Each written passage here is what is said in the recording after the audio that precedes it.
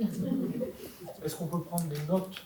Complètement. Alors tu peux être derrière ton ordinateur ou quoi que ce soit, écoute, il n'y a pas de problème. Je ne joue pas ou je ne vais pas. Je te jugerai pas, t'inquiète pas. Je te remercie. Je te fais confiance en fait. Merci. Donc l'écrevisse, c'est un tiers-lieu qui se situe à Métais et qui a été fondé en 2018 par un collectif de personnes qui cherchaient un endroit pour se réunir. Ils sont d'abord entrés en contact avec la collectivité, la mairie, qui n'avait pas trop de réponses, pas trop de solutions à leur donner. Sur Annecy, on n'est pas vraiment soutenu par les pouvoirs publics. Et du coup, ils ont trouvé cette ancienne menuiserie. Et comme c'était une menuiserie, une ancienne menuiserie, il y avait déjà quelques machines. Et donc, ils ont assemblé aussi quelques artisans avec eux. Et leur seul objectif pendant 4 ans, ça a été de payer le loyer. Sans vraiment d'autres prérogatives. Un loyer plutôt réduit, puisqu'on était à 2000 € de loyer pour un espace de peut-être 400 mètres carrés dans la ville d'Annecy. Donc, c'est pas très cher.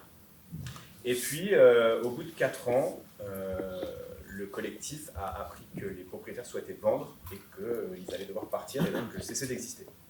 Il y a eu des discussions et puis finalement, le collectif a décidé de se lancer dans l'aventure du rachat. Et c'est là où moi je rentre en jeu, où j'ai commencé à les accompagner. Donc il faut bien comprendre ce que c'est que l'écrevisse avant le rachat. C'est une poignée de personnes qui ne génèrent pas d'argent. Tout fonctionne au prix libre. C'est un lieu qui, au fil du temps, est devenu assez politisé, puisqu'il y a beaucoup d'animations, de débats, il y a beaucoup de fresques du climat, il y a beaucoup de choses comme ça, d'événements comme ça. C'est un lieu qui est évidemment très à gauche, très ouvert, très axé sur le partage. Comme je disais, tout fonctionne sur le principe du prix libre. Et puis, historiquement aussi, on était passé, donc dans les 4 années, il y a eu une évolution quand même, où on est passé d'une dizaine d'endroits privatifs, puisqu'il y avait une dizaine d'artisans, qui ont progressivement, donc qui louaient des espaces, qui sont progressivement partis, et où on a remplacé ces espaces privatifs par des espaces partagés. Donc des ateliers, 200 mètres carrés d'ateliers partagés, et 200 mètres carrés d'espaces de vie événementiels, avec un petit peu de récup, une cuisine, des concerts, un bar, etc. Voilà. Mais encore une fois, vraiment aucune prérogative financière, c'est-à-dire on génère 2000 € de chiffre pour payer les charges et le loyer, et puis c'est tout. Et donc, comment est-ce qu'on rachète un bâtiment qui était estimé à 800 000 €? Quelles sont un petit peu les étapes nécessaires à ça? C'est un peu les questions que je vais essayer de vous donner aujourd'hui. Donc, super. Je ne savais plus quoi dire, j'ai déjà. Moi, c'est pas tellement le rachat, là, c'est une question annexe, mais Okay. Tu parles d'un lieu politisé, ça m'intéresse beaucoup. Okay. Est-ce que ça s'est fait de manière organique et naturelle, ou est-ce que ça a été une volonté de politiser ce lieu? Et si on est dans ce cas-là, comment vous avez fait pour faire adhérer votre public à cette prérogative politique? Il faut bien comprendre que dans toute l'histoire de l'écrevisse, c'est un lieu qui est extrêmement organique. C'est-à-dire que même encore aujourd'hui, c'est pas un lieu qui a été fondé sur la vision de quelqu'un ou d'un groupe de personnes. C'est des gens, ils se sont mis en commun, ils ont trouvé un lieu, ils se sont regroupés. Et donc, un jour, il y a quelqu'un qui est super intéressé par les toilettes sèches, il va construire des toilettes sèches. Le mois d'après, cette personne disparaît, les toilettes sèches, limite, elles n'existent plus. Okay. Donc là, on est sur un tout petit truc, mais en fait, ça vaut vraiment pour toutes les activités, pour le bar resto, pour la location des espaces, pour les ateliers, pour le jardin, etc. etc. Donc c'est aussi ça qui fait la richesse du lieu, et je dirais que le public qui fréquente le lieu s'est trouvé lui-même. C'est-à-dire que les gens, par le bouche à oreille, ont commencé à venir, ah ouais, il y a ça, il se passe ci, on fait ça. Et donc, il n'y a pas eu vraiment de volonté propre de dire, on va créer un lieu politique. Maintenant, il se trouve que la liste citoyenne, puisque à Annecy, on est sur une mairie écologique qui a une liste citoyenne qui a pris le pouvoir, venez faire une partie de ces réunions chez nous. Donc il y a quand même, tu vois, une certaine appétence, et ça fait aussi partie des choses. Mais c'est vraiment ton public qui a permis de politiser le lieu. Complètement. Toutes les activités du lieu se sont développées par le public, en fait. Très intéressant. Et donc c'est aussi ce qui a rendu difficile la création d'un modèle économique commun, parce qu'en fait, si on va chercher de l'argent, à un moment, il faut être en capacité de le rembourser, malheureusement. Et du coup, il a fallu faire énormément d'ateliers pour que tout le monde se mette d'accord, définisse une vision, qu'est-ce que c'est que ce lieu, qu'est-ce qu'on y fait, quelles sont les activités qu'on veut pérenniser. Et ça a aussi été l'une des premières étapes. C'était juste sur le démarrage, c'est juste des gens qui voulaient se réunir, c'est ça? Exactement. Dans l'idée de réunion, il y avait... Ils ne savaient pas tout ce qu'ils voulaient faire. Ouais. C'est un ancien... c'est moi qui dis ça. Mais c'est un ancien groupe qui sortait d'anciennes associations qui avaient disparu et qui s'est dit il nous faudrait un endroit pour se réunir, pour se retrouver, pour échanger, pour créer du lien, pour qu'il se crée un début de mouvement, d'énergie. Et c'est ça qui est arrivé. Les artisans, je dirais, sont même presque arrivés un peu après, puisque j'ai l'impression que ça a quand même plutôt été l'opportunité des ateliers partagés qui a fait qu'il y a eu des artisans. Si la mairie avait mis une salle communale à disposition, il n'y aurait jamais eu d'artisans. Ok. Juste une question un peu bateau, mais la typologie les âges et les genres de gens. Il y a vraiment de tout. C'est-à-dire qu'il y a des personnes très jeunes qui sont mineures, qui viennent fréquenter le lieu et qui trouvent une place, et puis il y a des personnes très âgées qui viennent pour d'autres activités. On a les activités tricot, par exemple, ou la récup alimentaire, avec le petit marché du vendredi matin, où pareil, il y a pas mal de personnes un peu plus âgées qui viennent. Et dans le bureau associatif, les fondateurs, les personnes qui ont... Dans le bureau associatif, aujourd'hui, je dirais que c'est quand même entre 25 et 45 ans. Il faut savoir aussi qu'en termes de gouvernance, c'est un lieu qui est très horizontal, c'est-à-dire qu'on a une gouvernance partagée, où chacun peut venir dans le lieu et quasiment du jour au lendemain faire partie du lieu et participer à la gouvernance et aux prises de décision. Si tu veux, il y a une chaise là. Du coup, ça permet aussi un niveau d'inclusion qui est vraiment très rapide et très efficace, puisque tout le monde peut venir participer au collectif, participer aux décisions, s'investir dans les groupes de travail. Par contre, c'est aussi un engagement, parce que du coup, on va attendre de toi que tu participes. Et donc, il y a vraiment un gros travail, un gros accent qui a été mis sur la gouvernance partagée, avec, c'est un peu l'une des règles, il y a un cadre de confiance qui a été mis en place, avec par exemple l'idée qu'on est 2 pieds dedans ou 2 pieds dehors, mais pas les deux, c'est un peu ce que je disais tout à l'heure. Et puis une prise de décision, c'est-à-dire qu'on a tous la légitimité de prendre des décisions, et en même temps, de l'autre côté, il faut lâcher prise sur les personnes qui ont pris des décisions. On n'était pas là, peut-être que ça ne nous convient pas, mais en fait, il fallait participer au groupe de travail. Je m'éloigne un peu du sujet, mais c'est vrai que c'est quand même aussi des aspects du lieu qui sont assez intéressants et assez importants à citer. Donc la levée de fonds, comment est-ce qu'on crée un modèle économique qui va nous permettre de rembourser l'argent qu'on va aller chercher? Comment est-ce qu'on va aussi aller chercher de l'argent? Parce que c'est une vraie question. Aujourd'hui, quand on est perçu comme un collectif de hippies qui fument des joints dans le jardin, peut-être que la collectivité n'a pas trop envie de nous aider, ni même les voisins d'ailleurs. Voilà, comment on répond à ces questions-là? Et donc, en fait, on est allé étape après étape. Et la première étape là, qui était importante pour nous, c'était, pour racheter, il va falloir signer un compromis. Et pour signer un compromis, il y a un dépôt de garantie à donner, qui est de l'ordre de 5% du montant d'achat. Donc il nous fallait 40 000 € à réunir pour pouvoir signer le compromis. Et on partait de zéro. Voilà. Donc, là, on s'est dit, on va faire une campagne de dons. Et si on n'arrive pas à atteindre ce premier palier, en fait, ça ne sert à rien qu'on aille plus loin, parce que de toute façon, on ne pourra pas racheter un bâtiment à 800 000 € si on n'arrive pas à en réunir 40. Donc, on a créé une petite campagne sur Helloasso, qui est un super site pour la levée de fonds que je vous recommande. Et on a commencé à publier cette campagne autour de nous. Je suis arrivé en mai, si je ne dis pas de bêtises. On a dû lancer la campagne en juin ou en juin. Et mi-juillet, on avait réuni les 40 000 €. Voilà. Donc c'est super rapide. Honnêtement, aussi, comme pas trop non plus. Hein. On va pas se mentir qu'on n'était pas trop sûr de savoir où on allait. On a fait énormément de communication. Donc l'avantage qu'on avait, c'est qu'on avait déjà une communauté d'adhérents, puisqu'on avait à ce moment-là environ 600 adhérents annuels et 2000 adhérents depuis le début de l'association. Pourquoi? En fait, on a un bar associatif. Donc c'est génial, hein, on fait de l'événementiel, on distribue de la bière vraiment pas cher, puisque le demi est à 2 €. Pour Annecy, je vous laisse imaginer, plutôt à 4,90 € d'habitude. Et donc, pour venir boire des coups, il faut adhérer. L'adhésion est à prix libre, à partir de 1 €. Ça a l'avantage que tout le monde adhère, et nous, on récupère plein d'adresses email. Ça, c'est super chouette. On l'a compris après, mais en fait, c'était vraiment génial. Et puis, je crois qu'on avait quand même déjà peut-être 5000 personnes sur Facebook qui suivaient le lieu. En fait, depuis 2018, il y avait eu énormément d'événements et plein de gens qui étaient passés par là et qui avaient pu profiter de l'endroit.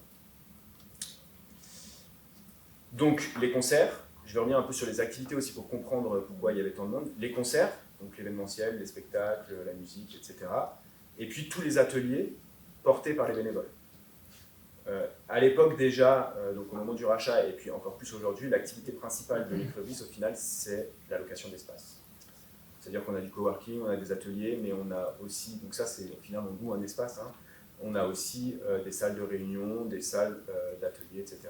où les gens peuvent venir faire de la vannerie, faire du tricot, proposer de la poterie, proposer de l'activité qu'ils ont envie de proposer. Et en fait, toute cette programmation, pour nous ça fait partie de la programmation, elle est portée par les adhérents. C'est vraiment Nico qui a envie de faire son atelier vannerie, qui vient tous les lundis faire son atelier vannerie. En fait, nous, on lui met juste à disposition la salle. Et c'est aussi ça qui favorise, en plus de la gouvernance partagée, qui favorise l'adhésion des gens au projet, puisqu'en fait, c'est un projet qui leur appartient, c'est un lieu qui leur appartient. Ouais. Sur la création d'un modèle économique, ça me parle vachement parce que nous, on a un lieu qui est communal, on fait déjà ça, et on le fait gratuitement. Ouais. Et du coup, je me dis, comment demain je fais en sorte que ça devienne un modèle économique est-ce que, par exemple, Nico qui veut faire son atelier de vannerie, du coup, il loue un espace, donc ça veut dire que tu parlais de prix libre tout à l'heure, comment ça se passe pour qu'ensuite il... Alors on a, je vais plutôt switcher sur ce que c'est aujourd'hui, mais en fait qui est aussi très représentatif de ce que c'était avant. Aujourd'hui, on a un espace public qui est une énorme salle de 200 mètres carrés. Et dans cette salle, il y a plein de choses, mais aussi plein de gens qui transitent. Parce que c'est là où il y a la cuisine, c'est là où il y a la friterie, c'est là où il y a la récup alimentaire, c'est là où il y a les canapes, c'est là aussi où il y a des tables pour faire des ateliers. Cet espace-là, il est loué à prix libre. C'est-à-dire que tu contactes la prog, tu dis, voilà, tel jour tu veux faire telle chose ou avec telle récurrence, et tu peux venir organiser cet événement si ça correspond à nos valeurs. Et là, nous, on va te demander une participation à prix libre. C'est-à-dire que toi, ton atelier est à prix libre, et nous, on te demande une participation à prix libre. C'est toi qui décides ce que tu nous donnes. Si tu veux donner 1 euro, tu donnes 1 euro. Okay. Si tu veux nous donner la totalité de tes recettes, tu nous donnes la totalité de tes recettes. Okay. Et ensuite, on a des espaces qui sont privatifs, donc que les gens peuvent louer. Et là, par contre, il y a un prix encadré. C'est-à-dire qu'on a lancé une super salle de formation qui fait 35 mètres carrés. Et cette salle, la personne choisit si elle veut payer 20, 40 ou 60 euros la demi-journée. Donc on est quand même sur des tarifs extrêmement bas, mais là c'est un peu plus encadré parce que nous, en fait, on a besoin de nous y retrouver par rapport aux travaux qu'on a fait et par rapport, aussi on a recruté 2 personnes, donc il faut bien aussi payer les salaires. Avant ça, il n'y avait personne, il n'y avait pas de salariés, c'était que des bénévoles. Et il y a encore aujourd'hui un énorme travail bénévole et merci à eux. Tu avais une question ? Ouais, moi ma question c'est... Quand ton modèle économique, il est quand même basé sur le prix libre, enfin, pas que, mais en partie. Ouais. Ça, c'est une question de merde pour les gens qui adorent la banque.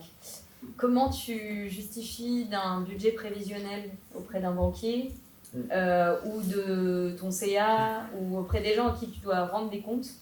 Comment tu structures ton budget prévisionnel? Alors déjà, la première chose que je dirais, c'est qu'on a tendance à faire reposer beaucoup trop de choses sur le modèle économique. Okay. Et pourtant, c'est mon boulot. Ouais. Tu vois, moi, je fais des tableaux Excel, j'adore ça, je passe ma journée à travailler dans des cellules. C'est génial. Mais en fait, le tableau Excel, ça raconte rien d'autre qu'une histoire. C'est-à-dire que personne va venir vérifier si, quand tu as passé 2 heures à calculer la consommation en eau de quelqu'un qui tire la chasse d'eau, qui vient 3 fois, personne va venir vérifier ton chiffre. Tu vois. En fait, ton fichier Excel, ton modèle économique, il te sert juste toi à être convaincant et à savoir ce que tu vas raconter. Ton banquier, ce qu'il veut entendre, c'est une belle histoire.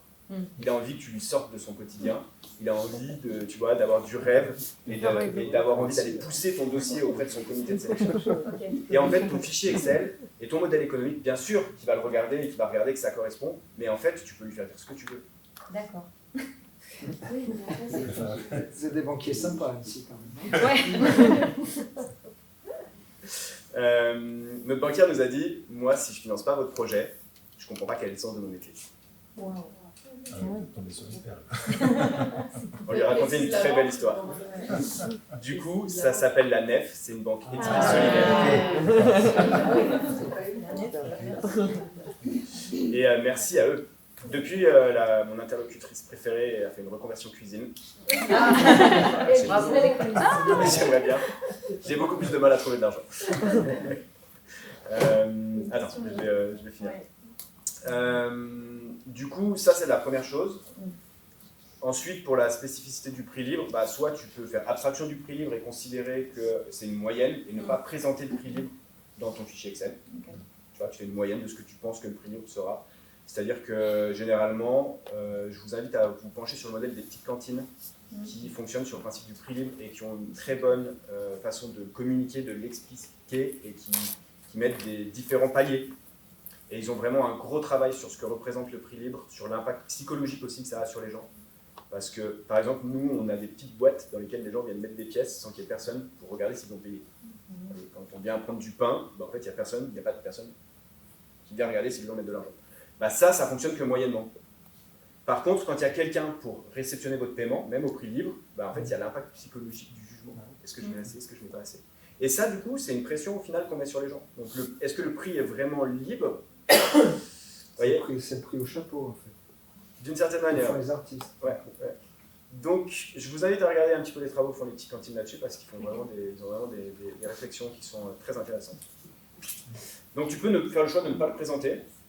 Nous, on avait la chance d'avoir un historique de 4 ans où on savait que, bah, en fait, la bière, on met un prix plancher à 2 € et après, c'est prix libre jusqu'à 3 ou 3,50.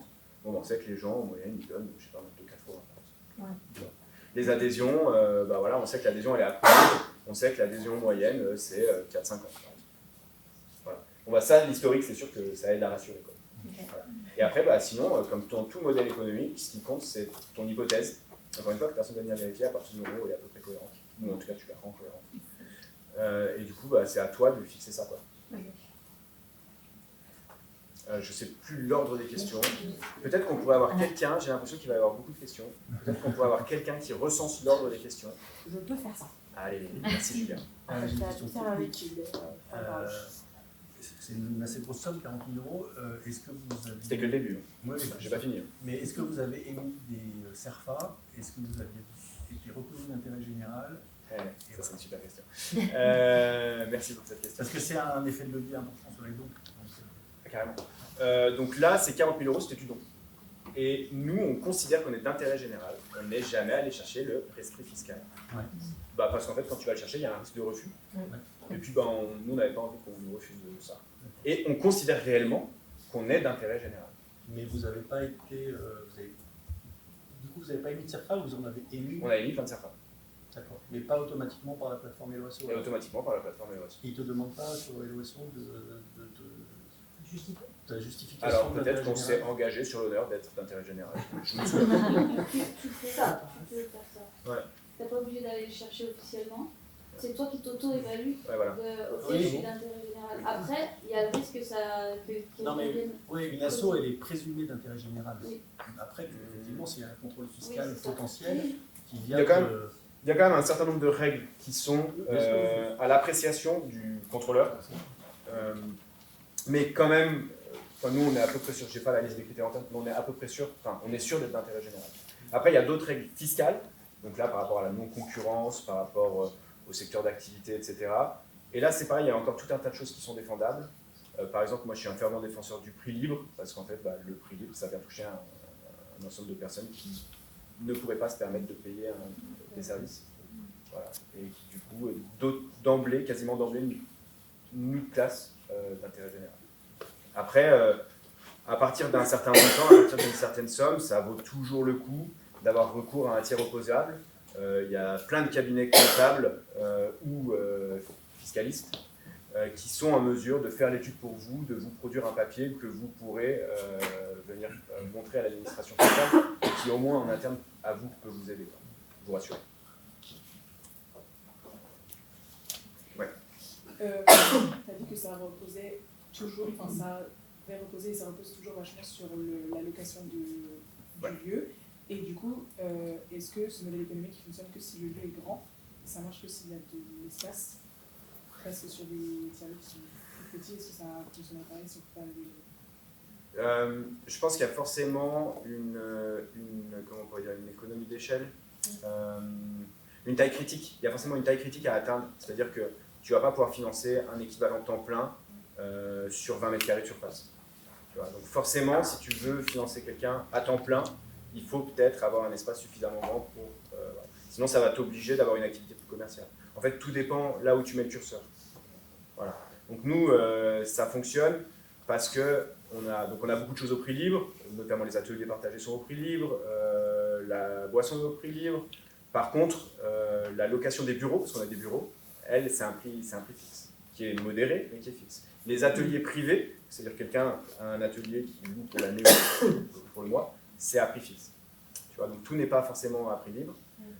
Et c'est vrai qu'on avait besoin de tout cet espace-là pour arriver à financer les 2 ETP qu'on a. Oui, alors moi, c'est ça, pour rentrer un peu dans le dur, hein, parce que là, pour l'instant, ça a l'air super chouette, mais c'est un peu fou. Hein. Aujourd'hui, c'est quoi les montants de vos charges annuelles? C'est quoi le montant de vos revenus? On doit être autour de 300 000 de charges? De budget. D'accord. Je n'ai pas les chiffres en tête. Remboursement Alors, le remboursement, on a emprunté 581 000 € sur 20 ans, à un taux qui n'est pas super dingue, mais en même temps, on était au pic de taux d'intérêt. Donc peut-être qu'on le renégociera dans quelques années. Et là, ça nous fait en ce moment un remboursement autour de 3 600 € par mois, qui va monter au bout de 5 ans à 3 008 ou 3 009, parce qu'on a un taux d'intérêt variable au bout de la 5e année. En 2 fois. Un premier taux puis un deuxième taux. Voilà, avec une année. Reste 30 minutes. On va accélérer un petit peu. Désolée, après tu pourras prendre le TGV. Moi je me posais la question, on parle beaucoup d'accessibilité vis-à-vis du prix. Ouais. L'accessibilité géographique, elle est comment? Parce que moi je connais très mal l'été. Ouais. Si demain je monte dans un train de Grenoble à Annecy, qu'est-ce qui se passe quand j'arrive à Annecy pour venir chez vous? Je prenne un bus. Ouais, tu vas prendre 30 minutes pour venir quand même. Alors Annecy est très mal desservi par les bus. Oui. Annecy est très mal desservi tout court, hein, parce que là c'est le paradis de la voiture. Hein. Oui, avec des bouchons hein, d'ailleurs. Notre tiers-lieu aussi, c'est le paradis de la voiture depuis longtemps. Donc voilà. Mais on a quand même tout un tas on encourage la mobilité douce, transport en bus, en vélo, pardon. Voilà. Ok. C'est tout. Donc 40 000 € premier palier, voilà. Convaincre les propriétaires aussi, hein, beaucoup. Là, si on n'avait pas eu des propriétaires qui avaient envie de nous soutenir et de nous accorder d'abord 6 mois entre la signature du compromis et de l'acte de vente, ça n'aurait jamais marché. Bon, finalement, on a signé 1 an et demi après, mais ils ont vraiment été très, très gentils. Alors après, une fois que c'est engagé, généralement, ils ont moins envie de faire marche arrière. C'est-à-dire qu'au début, ils ne nous croyaient pas trop. Quand on a réuni 40 000 € pour signer, ils se sont dit, ah bah ouais, pourquoi pas. Finalement, ça a mis 6 mois pour signer, et c'était pas que de notre fait. Et puis une fois qu'on a signé, ils n'ont plus non plus trop envie de faire marche arrière. Donc en fait, ils ont été quand même assez gentils tout le long du process. Ils auraient pu casser la vente s'ils l'avaient vraiment voulu, mais c'était pas non plus dans leur intérêt. Il aurait fallu qu'ils retrouvent un nouvel acheteur, qu'ils renégocient le prix, etc. Donc voilà. Donc 40 000 € pour signer le compromis. Et puis le palier d'après, c'était être en capacité de faire l'emprunt. Et donc, pour faire un emprunt avec la banque, généralement, ce qu'on dit, c'est qu'il faut à peu près 15%. Donc là, minimum. Donc voilà, ça fait... nous, on avait estimé à, je ne sais plus si c'était 120 ou 140 000 avec les frais administratifs. Donc voilà, deuxième palier, on l'a fixé à 160 000 € pour pouvoir racheter. 160 000 €. Ah oui, pour revenir sur le don, donc la campagne de 40 000 € là, pour signer le compromis, on l'a laissé ouverte jusqu'au moment du rachat. Donc qui a eu lieu, j'avais commencé l'histoire en mai 2022, le rachat a eu lieu en novembre 2023. C'est quand même passé pas mal de temps, 1 an et demi. À la fin, au moment du rachat, au moment de la signature, on avait réuni 180 000 € dans la campagne de don.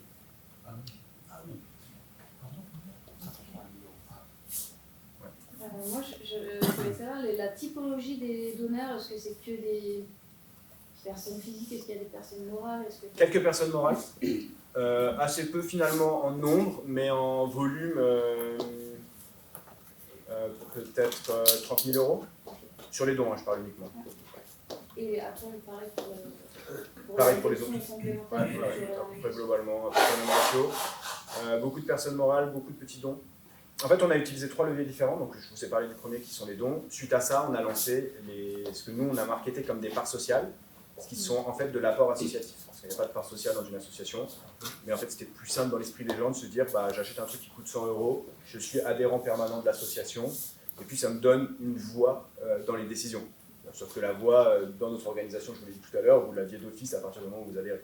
Mais là, c'est une adhésion permanente qui coûte 100 €. Et donc, ce levier-là, en réalité, ça s'appelle de l'apport associatif. Donc, c'est comme des comptes courants d'associés dans une entreprise, sauf qu'il n'y a pas de taux d'intérêt. Là, je rentre plus dans la notion un peu technique. Tout ça pour dire que ça ressemble finalement à un prêt à taux zéro ou à une part sociale. Avec ça, on a levé 200 000 €. C'est-à-dire que les gens nous ont prêté 200 000 € à taux zéro. Mais c'est pas remboursable. C'est remboursable. Il y a un droit de reprise. C'est légal, ça. Ouais, tu fais ce que tu veux avec ce mécanisme-là. Okay. Il est tellement flex que tu peux vraiment faire ce que tu veux. Tu pourrais dire c'est pas remboursable. Tu peux aussi dire c'est remboursable. C'est 200 000 €, Quentin, t'as dit que vous avez levé avec ça? Avec ça, 200 000 €. En plus des 160. En plus des 160. Donc ça, on a lancé en novembre de la première année, là, de 2022. Et puis voilà, ça a couru jusqu'au moment du rachat. On a donc, par rapport au mécanisme en lui-même, là, c'est minimum, c'est par tranche de 100 €. Il y a un droit de reprise au bout d'une année. Et ensuite, il faut que les personnes nous sollicitent pour pouvoir récupérer leur argent. Aujourd'hui, la première date pour pouvoir rembourser, c'était novembre 2020. On est en quelle année? 2025 cette année, un an après le rachat. Et du coup, on a l'équivalent de 5 000 € de personnes qui ont voulu récupérer leur part sociale à date. Donc en fait, les gens ont quand même envie de continuer de nous soutenir. Et puis pour rembourser, on s'est quand même lancé dans un mécanisme qui est quand même peu conventionnel, c'est-à-dire qu'on a récolté de l'argent, les dons qui sont à nous, les parts sociales et le reste qui ne nous appartiennent pas, qu'on va devoir rembourser, mais qu'on doit rembourser au moment où les gens le décident, et qui, nous, pour pallier ce qui a besoin de remboursement, on en fait rentrer de nouvelles perpétuellement. C'est-à-dire que la campagne des parts sociales est toujours active, et la campagne des obligations sur laquelle vous récupérez, elle sera renouvelée aussi. Juste pour dire sur le contrat d'apport associatif, nous on l'a utilisé 2 fois sur des périodes très courtes, de 6 mois. Alors c'était pas une logique de, on va dire, de part permanent, mais plus de prêt temporaire par des soutiens qui voulaient nous aider dans une difficulté de trésorerie ou en attente d'un déblocage de subvention par exemple. Donc c'est une solution assez facile techniquement. Il faut le suivre, il faut que les gens aient confiance en vous, mais voilà. Et nous on l'a fait 2 fois à hauteur de entre 20 et 30 000 € sur des périodes de 6-9 mois. Ouais, c'est vraiment un chouette mécanisme pour l'association, je vous recommande vraiment de vous pencher là-dessus, c'est super flex, on peut faire ce qu'on veut. Il y a quand même un engagement, on fait signer une convention, donc c'est aussi rassurant pour la personne. Voilà, vraiment c'est génial. Pour info, c'est ce qu'on a fait à l'éclaireuse. Non. Ah. Pardon. Non, parce que nous, c'est pas adhésion, c'est pas associatif. C'est pas associatif. Donc c'est différent. Nous, on a des intérêts. C'est similaire. Pardon. C'est des comptes courants? C'est des comptes courants d'associés sur une SCIC. Ok. Donc c'est similaire effectivement, c'est-à-dire que c'est entre guillemets le même mécanisme, sauf qu'une association pour être d'intérêt général, je me souviens plus exactement de la formulation, mais personne ne doit toucher d'intérêt en gros. Je ne sais pas si quelqu'un a là la formulation. Des intéressés. Voilà, gestion des intéressés. Et donc la gestion des intéressés, ça veut dire que personne ne peut toucher d'intérêt des actifs de la société, de l'association. Et donc on ne peut pas rémunérer l'apport associatif. C'est la seule différence avec le compte courant d'associé. Excuse-moi. C'est différent, mais en étant pareil. Donc, vous avez tous les deux raison. Bon médiateur. Voilà, et puis je vais tout de suite aller au dernier mécanisme. Donc palier suivant, 160 000 € pour pouvoir racheter. Et ensuite, le dernier palier, c'était l'idée d'aller le plus loin possible pour pouvoir se passer des banques. Et puis on est allé tellement loin que finalement on s'est dit on va faire des travaux. Et donc on a dépassé les 850 000 estimés entre l'achat et les frais notariés, où on a pu faire 300 000 € de travaux en plus. Puisque du coup on a levé 600 000 € total, plus 600 000 € de prêt bancaire, 580 000 €. Et donc le troisième levier pour l'argent qui nous manque, 240 000 €, ça a été une campagne d'obligation. Alors là c'est le moment où ça devient un peu plus technique. Pour racheter, on a décidé de créer une SAS. Donc c'est une société commerciale. Est-ce que c'était le bon choix? Je ne sais pas. Pour acheter le foncier? Ouais. En tout cas, c'était un choix. On aurait pu faire une SIC. Oui. Ça aurait été aussi un choix très pertinent. Mais on a fait une SAS en étant les seuls actionnaires de cette SAS. Donc c'est une SASU, il n'y a pas d'autres associés. Donc en fait, il n'y a pas de dilution, il n'y a pas de risque de perte de pouvoir. Et c'est pour ça que ça nous convenait. Si on avait dû faire rentrer d'autres associés, peut-être qu'on serait parti sur une SIC, parce que l'avantage de la SIC, c'est que c'est des parts sociales qui ne prennent pas de valeur avec le temps. Donc ça sort le bien du marché spéculatif. Et puis que c'est aussi une gestion qui est plus cohérente avec les agréments ESU. C'est ce qu'on attend aujourd'hui d'une entreprise qui fonctionne dans l'économie sociale et solidaire. Maintenant, encore une fois, comme on est les seuls actionnaires de cette société, en fait, nous, ça ne nous pose aucun problème. Et la raison pour laquelle on a créé une société différente, on aurait pu racheter avec l'ASSO, déjà c'est un peu plus dur d'acheter un bâtiment avec une ASSO. Dans une société commerciale, il y a une limitation du risque à l'intérieur de la société, et en fait c'est quand même rassurant pour le collège de l'association, puisqu'ils sont 11. Et nous, on a quand même envie qu'il y ait toujours des bénévoles qui viennent participer, qui viennent s'investir au collège. Le collège est purement consultatif. Hein. Le collège, c'est un rôle qui va gérer l'orientation éthique. Ils n'ont pas de pouvoir de décision. Là, les décisions se prennent dans le groupe de travail. Mais quand même, il y a quand même besoin de gens à cet endroit-là. Et en fait, de se dire qu'ils sont capables de venir chercher ta voiture, ta maison, ton chien et ta grand-mère, si jamais il y a un problème avec l'achat immobilier, bah, c'était quand même problématique. Et puis, on voulait vraiment faire des obligations. L'obligation, ça a cet avantage que ce n'est pas une action. L'action, donc c'est une part de la société. Et dans l'image, c'est vraiment chouette parce que tout le monde se partage une petite part du gâteau. On est tous un peu propriétaires de la société. Et ça, c'est quand même cool. Sauf que l'action, elle prend de la valeur avec le temps. Et cette valeur, elle est indexée sur deux choses dans un projet immobilier. Elle est indexée sur le prix du marché immobilier. Je vous laisse imaginer l'inflation sur Annecy du prix du marché immobilier. Voilà, avec la Suisse à côté, avec les stations de ski, avec le lac, les montagnes, tout le monde a envie de venir vivre chez nous. Et du coup, en fait, ça fait à peu près... Enfin, ouais, voilà. Et la deuxième chose, c'est le remboursement de l'emprunt. En fait, ça, je ne vais pas rentrer dans le mécanisme, mais ces deux choses-là cumulées font que ça fait à peu près une augmentation de la valeur des actions de 7% par an. Donc en 7 ans, on allait doubler la valeur des actions. Donc si demain quelqu'un veut sortir et que nous on doit racheter des actions, bah, comment on fait? Où est-ce qu'on trouve cet argent? Donc on a décidé de ne pas faire ça, et on a décidé de créer une dette qu'on a partagée, qu'on a morcelée entre plusieurs personnes. Ça, c'est l'emprunt obligataire. On crée une dette et on le partage.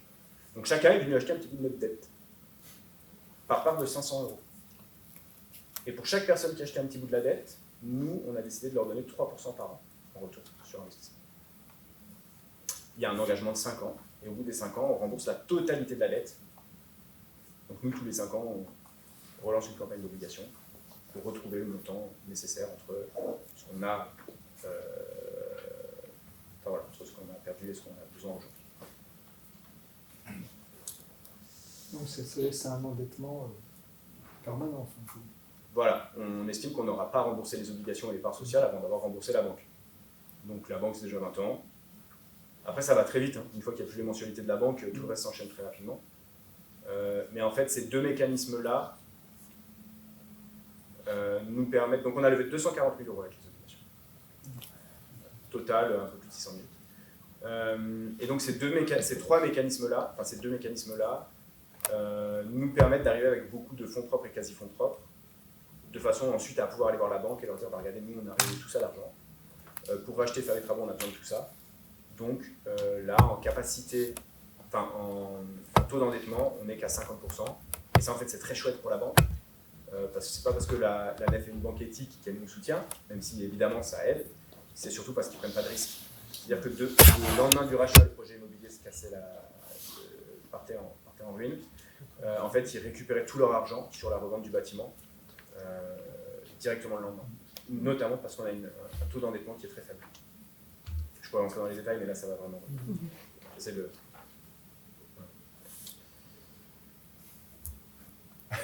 Voilà. Ouais. Ah, je sais pas, pardon. Cyril, ouais, mais c'est passé. Okay. Désolé, Cyril, je t'ai oublié. Mince, du coup, j'ai perdu ma question.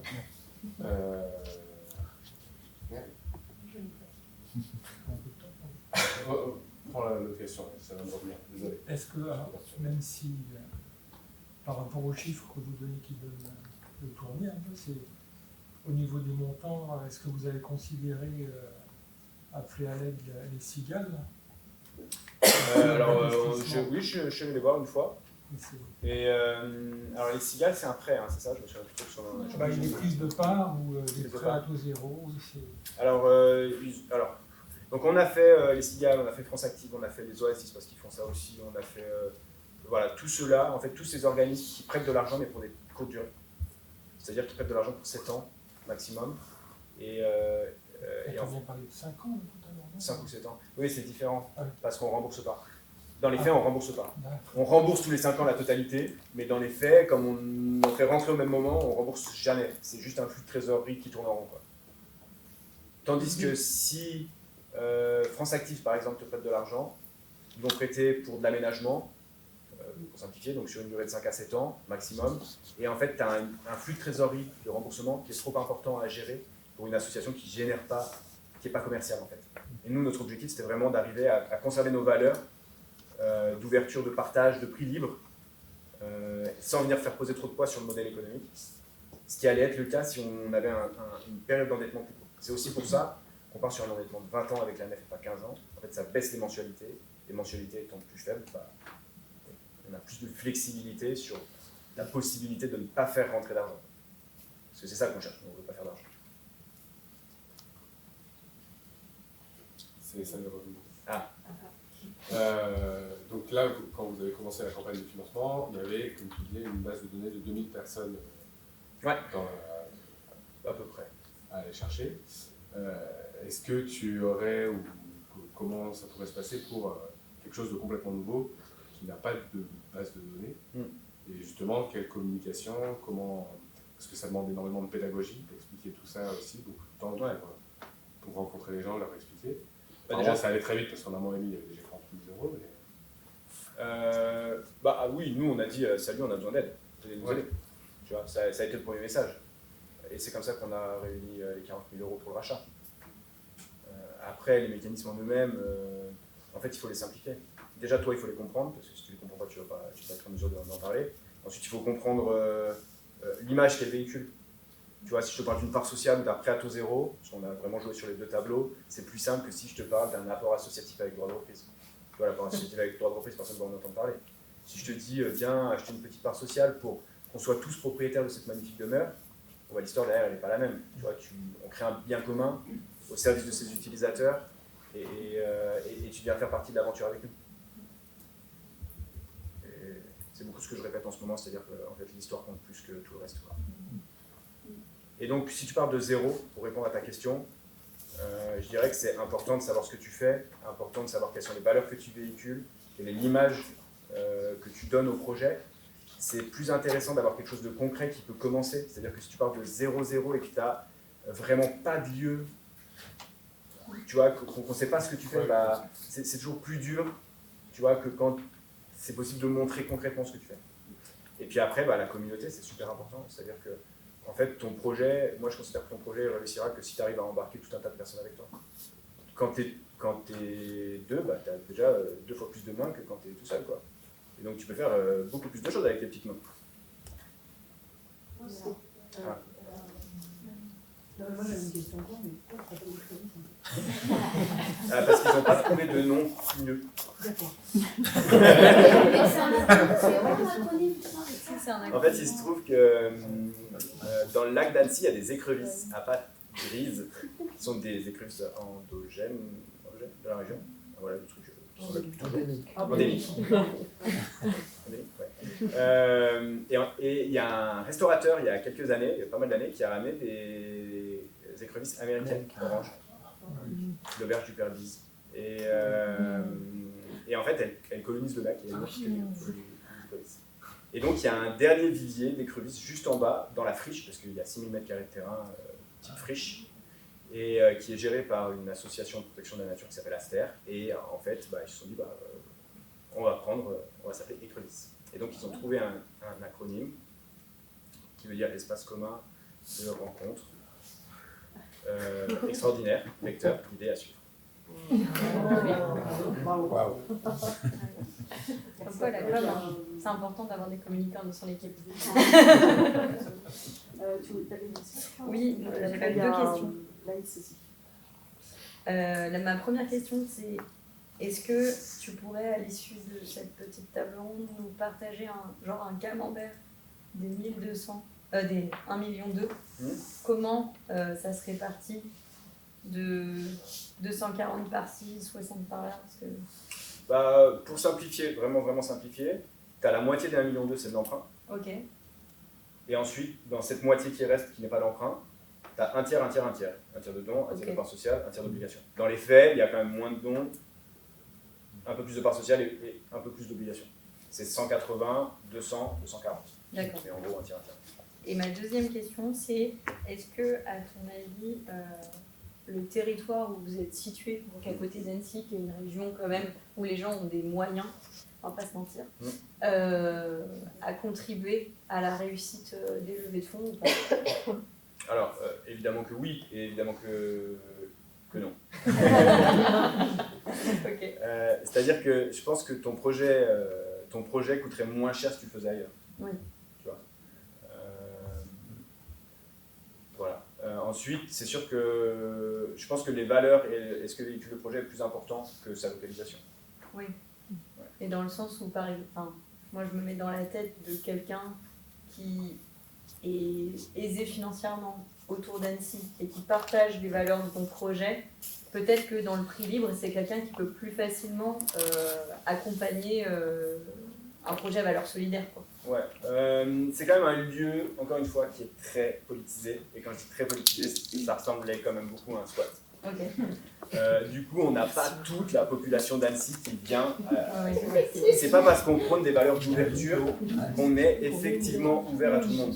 Et en fait, malheureusement, c'est pas forcément nous qui allons choisir ça. C'est aussi, on va pas forcément choisir du moins consciemment. C'est aussi ce qu'on y fait, comment on le fait, comment les choses sont, qui fait que certaines personnes vont se sentir à l'aise et d'autres non. Ouais. Donc, des personnes qui travaillent en Suisse, qui viennent effectivement à l'écrevisse. Il y en a, sûrement. Elle met son cagoule avec un t-shirt à câble et comme ça, Très bien, j'ai compris. Moi, c'était plus pour rebondir, et peut-être même sur ta question. Moi, de ce que je vois, effectivement, tu demandais est-ce que c'est plus facile de lever des fonds quand il y a un historique? Bon, je dirais oui, quand même. Et ça ne veut pas dire que c'est pas possible, mais en fait, il y a le réseau, et qui passe aussi peut-être moins d'énergie, en fait. Du coup, on dit, on a levé 200 000 € en un mois. Mais en fait, c'est un mois, plus les 4 ans qui étaient là, en fait.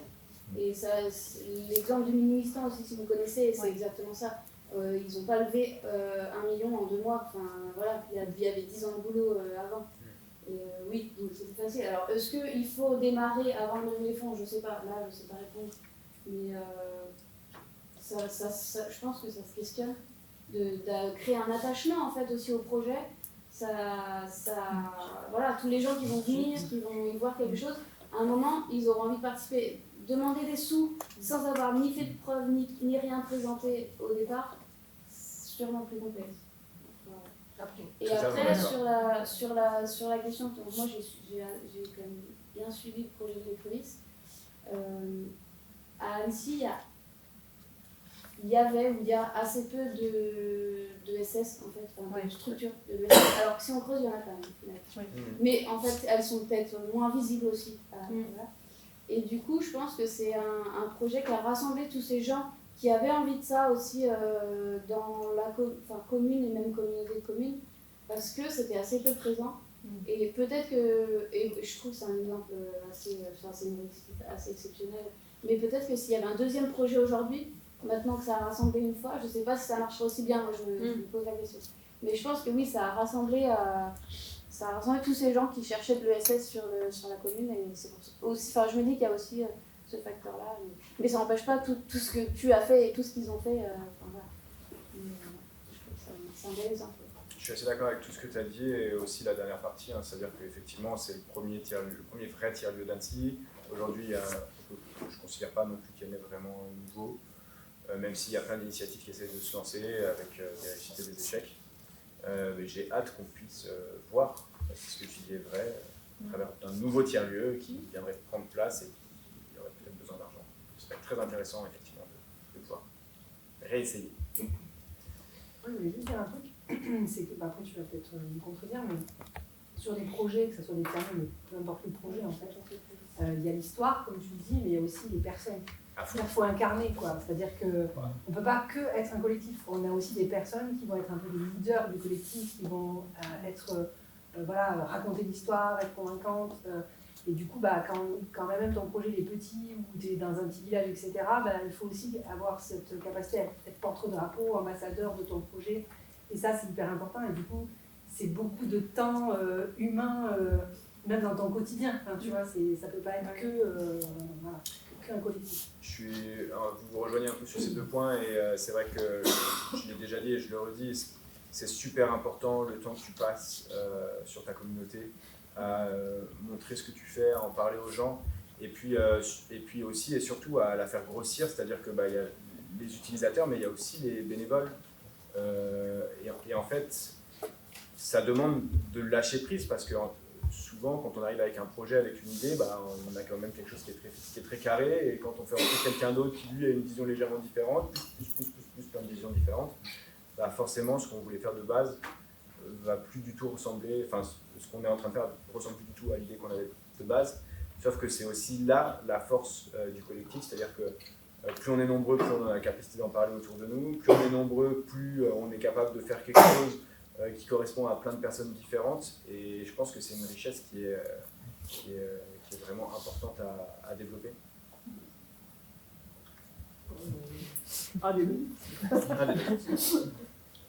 C'est juste, je voulais vous parler de cette échelle qu'on a dans les tiers-lieux, qui est du tiers-lieu qui n'a pas d'argent, pas de salariés, jusqu'à la cartoucherie.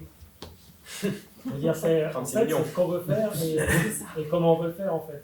Ouais. C'est un peu ça l'idée du départ, c'est qu'est-ce qu'on est capable de faire et ce qu'on a envie de faire en fait. Il y a des gros débats par rapport à ce qu'est un tiers-lieu, donc on ne va pas s'amuser à ce que chacun nous donne une définition qui serait sûrement probablement un petit peu différente de celle de son départ. Mais en gros, il y a deux polarisations entre le tiers-lieu à but non lucratif et le tiers-lieu à but lucratif. L'idéal de la cartoucherie, c'est un excellent exemple, c'est-à-dire que oui, c'est un tiers-lieu potentiellement, mais c'est surtout un endroit commercial qui a eu besoin de 36 millions d'euros pour rénover le bâtiment et se lancer, et qui forcément, ça vient teinter tout ce qui s'y passe. À l'opposé de ça, je suis désolé, après je suis peut-être un peu chauvin, mais bon, du coup les crevistes, on a quand même cette vocation à essayer de rester vraiment presque non lucratif. En tout cas, on est non lucratif de par la forme associative, mais en tout cas à générer très peu de revenus, à avoir un modèle économique très faible, et du coup, comment est-ce qu'on arrive à naviguer entre ces deux choses? On parle souvent de subventions, et certaines personnes ici pourront nous dire que ça devient de plus en plus dur et que c'est quelque chose qui est en train de disparaître. Donc c'est aussi intéressant d'aller sur cette voie-là, mais en même temps de ne pas être trop dépendant. Donc ça nécessite du coup d'avoir quand même un bout de modèle économique qui tienne un peu la route. Et c'est vrai que c'est un équilibre qui est délicat à trouver sur le fonctionnement entre comment est-ce qu'on fait pour exister tout en étant porteur du changement qu'on veut voir dans notre société. J'ai pas vu le message d'Alexis quand tu montré 5 minutes. 5 minutes. Donc on va faire un peu court sur les questions. Je propose qu'on en prenne encore. Il en restait combien? Il y avait une question par là-bas, je pense. Du coup, j'en ai. Attends, il y avait. Ouais. C'est les deux dernières questions, si ça vous va. Dans votre modèle, il n'y a pas de subvention du coup? Zéro, on n'a jamais signé de contrat d'engagement républicain. Pour rester indépendant. Et mon autre question, c'était quand vous parlez des locations d'espace et tout, vous disiez vous pouvez le mettre à prix libre et tout, en fonction de vos valeurs, enfin, que vous communiquiez sur ce qui s'est passé, c'est quoi ce que vous dites à ce moment-là. J'ai pas compris. Tout à l'heure, tu disais que le grand espace, vous pouvez le louer à des gens pour faire des activités et tout, en fonction de ce qu'ils vont faire en termes de valeurs, ça correspond à nos valeurs. Étonnamment, étonnamment, tout ce qui est yoga, méditation, ce genre de choses, c'est considéré comme une certaine forme de développement personnel et on n'en veut pas trop. Voilà, donc ça par exemple, c'est en dehors de nos valeurs. C'est une ligne du collectif. En fait, c'est parce qu'il y a eu des dérives à un moment un peu sectaires de personnes qui essayaient de développer des cultes de la personnalité. Donc bon, bah voilà, on s'est dit, ça non, on le fait pas. Donc ça, c'est en dehors de nos valeurs, on n'accepte pas trop ça. Tu vois. Probablement qu'une réunion du RN dans nos locaux, ce serait pas accepté. Mais il pourrait toujours remplir le formulaire. Moi, j'avais juste une petite question. Tu peux nous dire en quelques mots la gouvernance aujourd'hui, comment ça fonctionne très concrètement? Parce que c'est très horizontal, je comprends, mais comment ça s'organise très concrètement? Alors, c'est une expérimentation de la gouvernance, hein, parce que comme pour le rachat, comme pour tout le reste, moi, tout ce que je vous raconte, c'est notre histoire. C'est ce qu'on a fait. Maintenant, ça marche pas. Il y a des ratés, il y a des trucs qui vont bien. Donc, c'est pas la solution. Mais en tout cas, en termes de gouvernance, on l'a refaite il y a 1 an et demi. Et en gros, on a un certain nombre de groupes vitaux. Beaucoup. Moi, j'ai un certain nombre, il y en a au moins 20. Et puis, il y a un petit nombre de groupes super vitaux. Puis après, il y a un tout petit nombre de groupes qui sont ni l'un ni l'autre. Et un groupe, ça peut être par exemple le bar associatif. Voilà, ça c'est un groupe. La récup, donc on fait de la récup de pain, on fait de la récup de légumes avec des conventionnements, etc. C'est un autre groupe. Mais la récup, c'est pas un groupe vital, par exemple. Le bar associatif, c'est un groupe vital parce que si demain il y a plus de bar, ça marche. En groupe super vital, on a les valeurs. On a le modèle économique, on a l'admin. Ça, c'est du super vital parce que si vraiment on le fait pas, bon, on fait vraiment beaucoup. Les ateliers partagés qui aujourd'hui malheureusement sont sous-utilisés dans notre espace et il y a un groupe de travail encore pour les relancer, c'est pas un groupe vital, c'est juste un groupe. Voilà. Et chacun de ces groupes forme la gouvernance, c'est-à-dire qu'il y a un certain nombre de règles, donc le cadre de confiance et le mode de fonctionnement, il y a des renouvellements de mandat, il faut être 3 dans le groupe pour pouvoir prendre une décision à un instant T dans une réunion. Voilà, et ça c'est les règles qu'on a décidées ensemble de gouvernance, mais chaque groupe est presque indépendant des autres et peut un peu faire ce qu'il veut. Du coup, il y a quand même un peu... Donc on est en gouvernance partagée, où chaque groupe décide de manière horizontale. Ça permet, ce mode de fonctionnement-là, ça permet de réduire le temps qu'on peut passer à tous se regarder dans les blancs des yeux, parce que si on fait une réunion à tout ça, bah, en fait il va falloir que tout le monde s'exprime sous le mode de la gouvernance, du mode de consentement. Je ne sais pas si vous êtes familier avec le mode de consentement. Mais du coup, chacun doit s'exprimer, et puis on répond aux questions, aux objections pour tomber. Voilà. Tout le monde ne doit pas être d'accord, mais personne ne doit être contre. Donc c'est quand même déjà mieux que le consensus, mais ça prend du temps. Donc c'est pour ça qu'on a formé des petits groupes où chacun est un peu maître dans son domaine, et où... enfin voilà. Je te laisse, je suis en train de perdre mes moyens. Le mot de la fin, le mot de la fin. Peut-être ton contact si les personnes souhaitent te poser des questions supplémentaires, parce que j'ai vu que c'était passionnant et qu'on a des personnes qui sont passionnées. Donc voilà, il y aurait encore beaucoup de choses à rajouter, évidemment. Donc le mot de la fin, bah, ce serait juste d'y aller en fait, ce serait d'oser croire que c'est possible, et c'est un peu ce que je vous disais au début. Moi, mon objectif ici, c'est pas forcément de vous apporter une recette miracle qui va marcher à tous les coups. Ce que j'essaie de vous montrer, c'est que bah, en fait, il est possible qu'un collectif de citoyens se regroupe, se mette en marche et arrive à lever suffisamment d'argent pour acheter un bien immobilier sur Annecy. Voilà. Donc et ce qui fait que ça marche, il y a plein de raisons qui font que ça marche, on en a évoqué certaines, il y en a d'autres qu'on n'a pas évoquées, mais la raison principale qui fait que ça marche, c'est juste qu'on y est allé, quoi. On y a cru et on l'a fait. On ne savait pas où ça allait nous mener, peut-être qu'on allait échouer, mais en tout cas on a osé le faire. Et c'est pour moi le truc le plus important de tout ça, c'est de se dire que bah, en fait, on peut croire dans nos rêves et ça vaut le coup d'essayer et de tenter l'expérience. Parce que même si ça échoue à la fin, même si on n'y arrive pas, en tout cas l'expérience elle en vaut vraiment le coup.